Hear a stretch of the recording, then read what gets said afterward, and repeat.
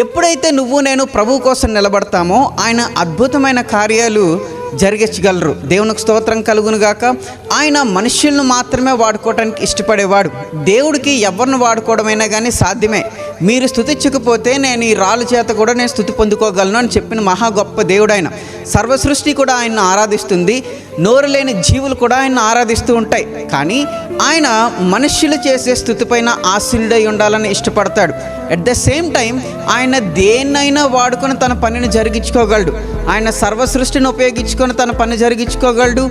ఆయన దేవదూతలను ఉపయోగించుకొని తన పరిచర్య జరిగించుకోగలడు. ఏదైనా వస్తువును ఉపయోగించి కూడా తన పరిచర్య జరిగించుకోగలడు. కానీ ఆయన మానవుణ్ణి తన పరిచర్య జరిగించుకోవడానికి ఎన్నుకున్నాడు.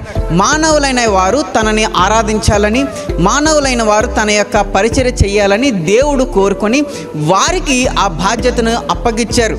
ఈరోజు నువ్వు నేను కూడా అప్పగించిన ఆ బాధ్యతకి మనం విధేయత చూపించి ప్రభు యొక్క మార్గాల్లో మనం నడుస్తూ అనేకులు నడిపించే వ్యక్తులముగా ఉండాలి. దేవునికి స్తోత్రం కలుగును గాక. బైబిల్లో ఉన్న వ్యక్తులు కూడా, బైబిల్లో ఉన్న చాలామంది విశ్వాసులు కూడా ప్రభు కోసం వారు నిలబడినప్పుడు దేవుడు వారి పక్షంగా ఉండి అద్భుతమైన కార్యాలు జరిగించారు.